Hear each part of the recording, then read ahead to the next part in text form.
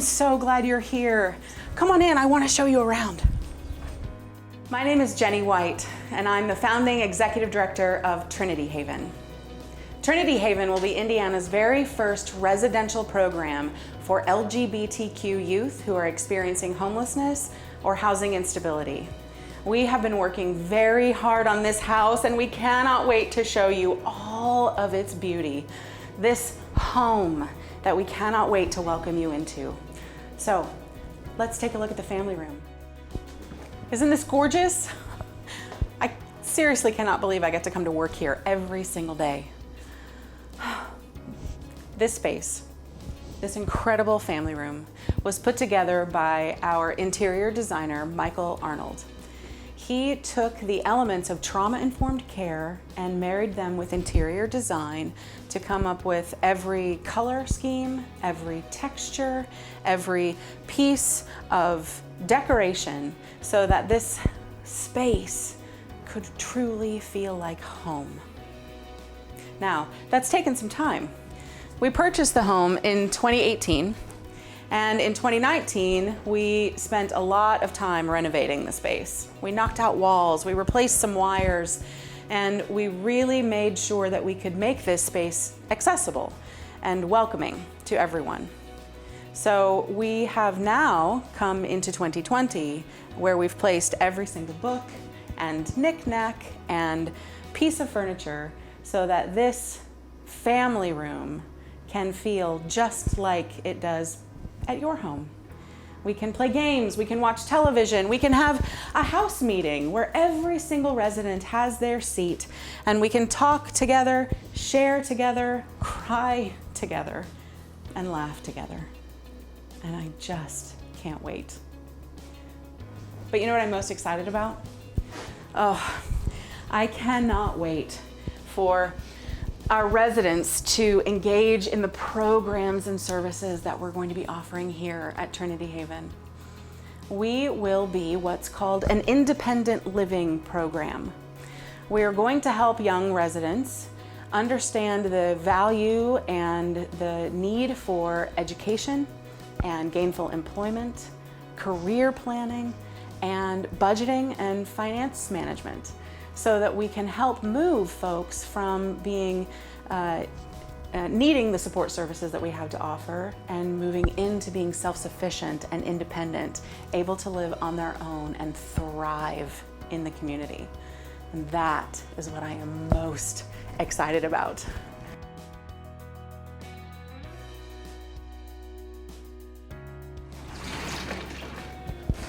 This is my favorite room in the whole house. I mean, first of all, functioning pocket doors. This house was built in the 1920s and these still work. How amazing is that? Oh, gosh, the space and the color, it's just so warm and rich in here. Oh, I absolutely love it. I also love knowing that our residents and our staff will share meals together. We'll prepare, eat, and clean up together, and we'll have family time to the best of our ability to share stories about our day, what went well, what was hard, and just be together. The great thing about this space too is that we can close those doors and make it a little more private for workshops and classes, so that our residents can learn about how to be independent and self-sufficient. We'll talk about things like budgeting and health and wellness and all of the parts and pieces that make us thriving individuals. I can't wait for that. I really can't wait. I can't wait to see that magic happen and the light bulbs go off in the minds of our residents and how they can effect change in their own lives and then ultimately in the community. You want to see the kitchen? Come on, I'll show you.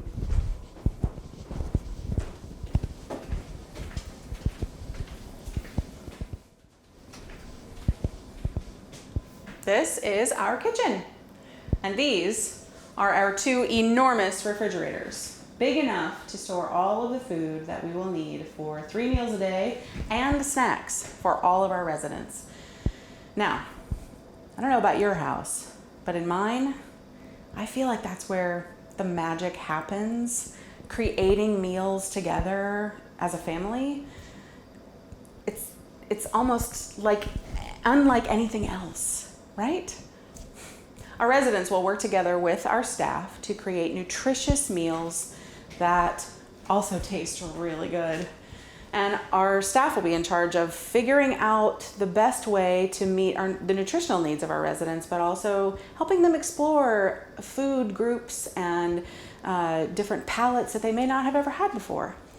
But part of those independent living skills that we talked about before will also cover things like sanitation and cleaning, how to prep for meals, how to read a recipe, how to create those meals, and how to budget for them as well. It all comes into how to be self-sufficient when our residents are ready to move on through our program. Next up, I'm going to show you the laundry room, and then we're going to head upstairs. Wait till you see these bedrooms. Oh! Just off the kitchen is our utility room, where one of 2 sets of washers and dryers lives. Right here is where our residents will take care of their own laundry. But because we have 10 residents at any given time, we'll make sure that we have a schedule so that it goes as smoothly as possible. Now, I know you can't wait to see these bedrooms. Let's head upstairs. Come on! Oh, I want to show you this piece of artwork real quick before we get to those bedrooms. This was commissioned by John and Tiffany Skilling, especially for Trinity Haven. Indianapolis-based artist Forrest Formsma created this piece for us. And I tell you, every time I see it with the clouds dancing across the sky, I know that the sky is the limit for our residents here at Trinity Haven. So, bedrooms, okay. Here on the second floor, we have 7 bedrooms. We have a combination of single rooms, double rooms, and 1 room that has the capacity for 3 residents. We also have a total of 8 bathrooms in this enormous house. And part of keeping up with the house and cleaning and sanitation will be up to the residents and the staff to work together to make sure that that happens. Again, that's all part of learning how to be independent and self-sufficient and taking care of the space in which you live. So, bedrooms. Here's the one that can have 3 people. I can't wait for you to see it.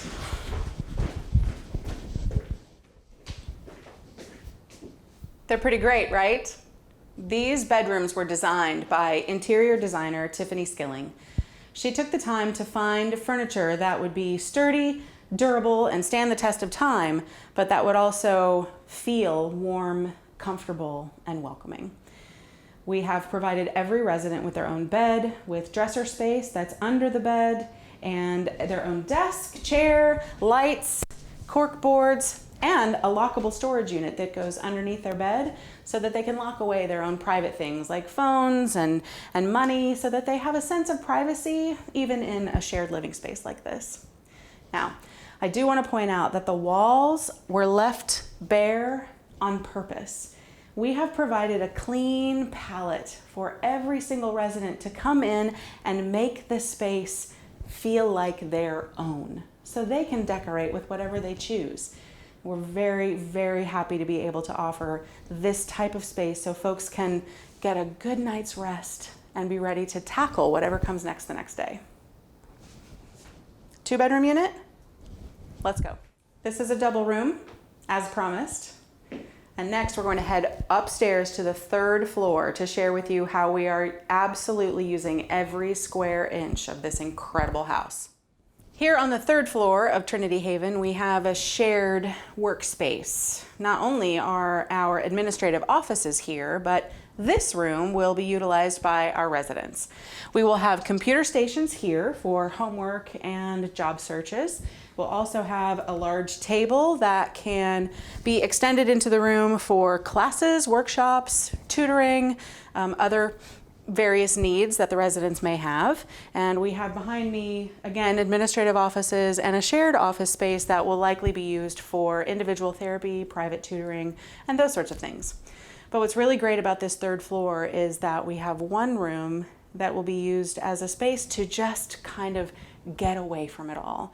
Whatever might be going on in the house or inside our hearts, it's a place to just relax, turn everything off, maybe listen to some quiet music, and reset. We're calling it the Serenity Room. Come take a look. This is our Serenity Room. We have a couple of oversized bean bags, a weighted blanket, and a library that we will be expanding. And we will also be hanging some handmade quilts on the walls to offer a space that is warm and relaxing and tranquil, so that our residents and even our staff who might need a minute or two to just calm down whatever's going on inside, so that they can be fully present to what's happening in the rest of the world. The Trinity Haven House is located in the near north side of Indianapolis, just 2 blocks away from public transportation, but we also have a large parking lot that is dedicated specifically for our residents and our staff. We have a wonderful side yard here that is enclosed by a fence, where I hope our residents will engage in some gardening and learn how to grow food for themselves. And in our front yard, we will actually be taking on a large landscaping project this fall that will maximize the space and also create a little more privacy for our front yard, including native Indiana plants.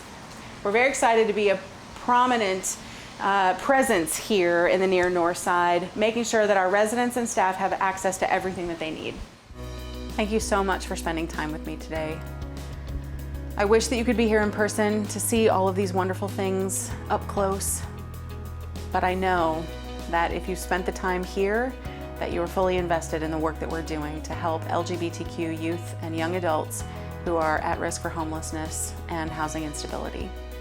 I want to especially thank the Trinity Episcopal Church for incubating the idea of Trinity Haven several years ago so that we could become our own nonprofit organization and thrive now with your help. Several major donors have made it possible for us to be in the space that we are now, and we thank each and every one of them that are listed on our website. We invite you to be part of our family as well. You can make a donation online by visiting www.trinityhavenindy.org. Every little bit helps and makes an incredible difference in the lives of these young people. Thank you again, and feel free to reach out through our website and social media because we want to stay in touch with you. Thanks so much. Stay safe and take care.